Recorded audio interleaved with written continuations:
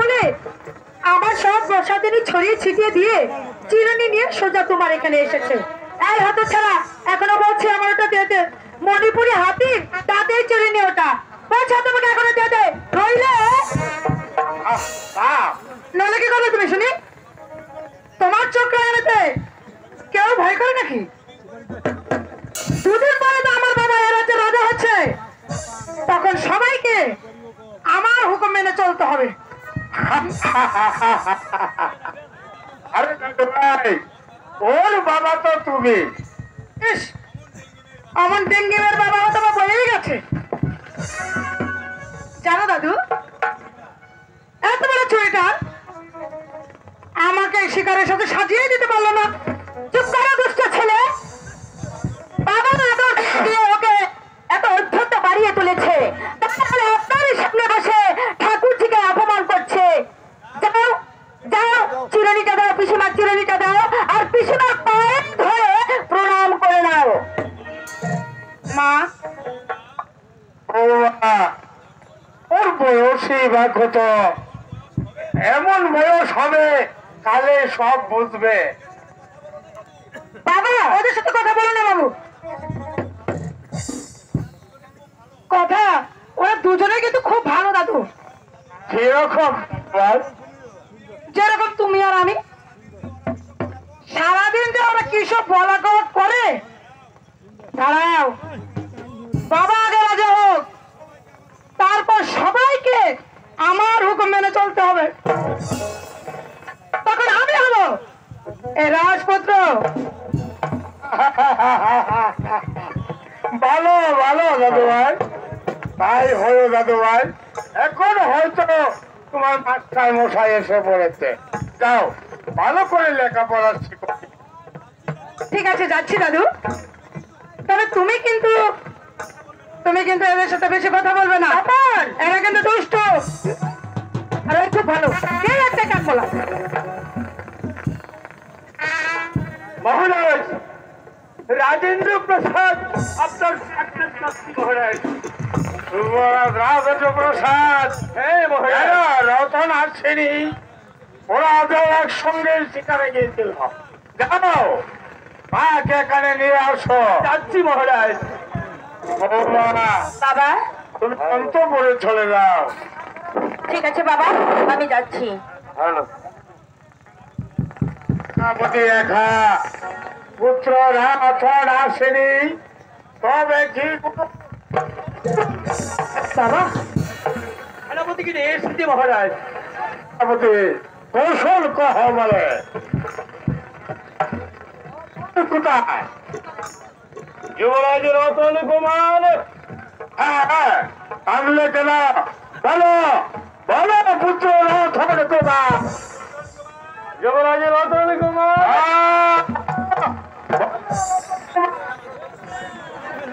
তোমার কি হয়েছে? যুবরাজ রতন কুমার, যুবরাজ রতন কুমার, রতন নিহত।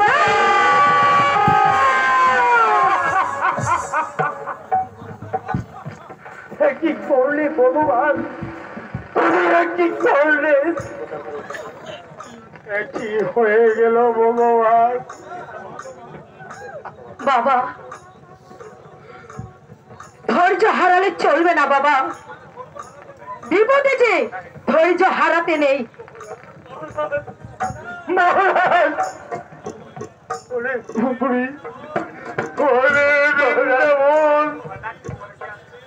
কতদিন মুখ মানে যে গেছিল বলে দেখিবার তোরে দেখিনি, দেখিতে পারিনি, নজর লাগিব।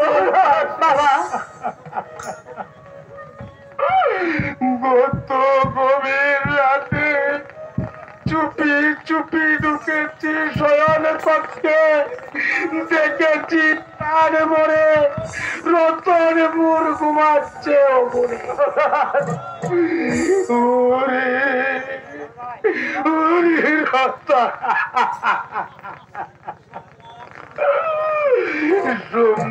শান্ত স্বর্গের ক্লান্তিতে ফিরে আয় রতন, ফিরে আয়। এত আয়োজনে মোর ব্যস্ত হয়ে গেল। বাবা মহারাজ, বাবা দাদা মরেনি বাবা, সে বেঁচে আছে। বেঁচে আছে, বেঁচে আছে সুরাদল মানিক আমার ঠাকুর। তাই যেন হয়, তাই যেন হয়।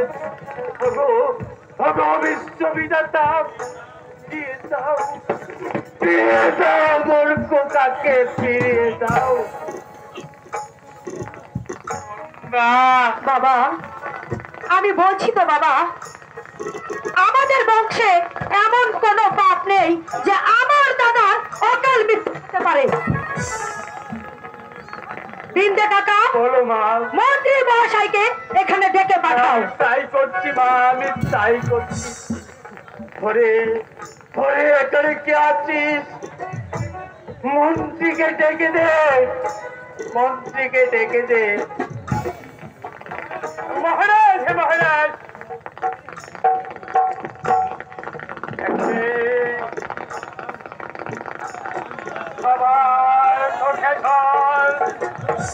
সেনাপতি এখানে, কিন্তু কুমার কোথায়? এক্ষুনি সবকিছু শুনতে পারবে। মন্ত্রী মহাশয়, সেনাপতি মহাশয়, বলুন। বলুন কি করে দাদা আপনাদের হাতে প্রাণ হারালো? কি বলেছো? আমি ওইখানে খবর উদ্দেশ্যে উজান নদীর তীরে দক্ষিণাভিমুখে এগুচ্ছিলাম। দেখতে দেখতে পশ্চিমী গগনে বা সূর্যদেব অদৃশ্য হলো। আমরা দাউড়ে পেয়েছিলাম, যুবরাজ অগ্রভাগে আর আমরা পেছনে। বেশ খানুক এগেছে, আধারে বউকে ছেড়ে তরবারির তাকে ঝুঁকে সব আধারে মিলিয়ে গেল। এবার তাহারা হত্যা করলো তা আমি কিছুই জানি না রাজকুমারী। চমৎকার!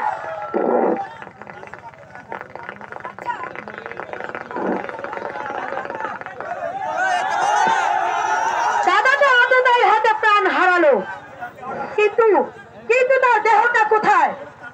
কেন তার দেহটা রাজধানীতে আনা হলো না? বলুন, জবাব দিন। চাতুর্য, আপনি যখন পটু তখন আপনার বিশেষ কষ্ট হবে না। তবে রাজকুমারীকে আমাকে সন্দেহ করছে।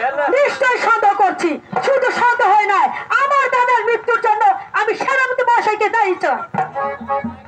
বলছেন রাজকুমারী রুন্দা দেবী।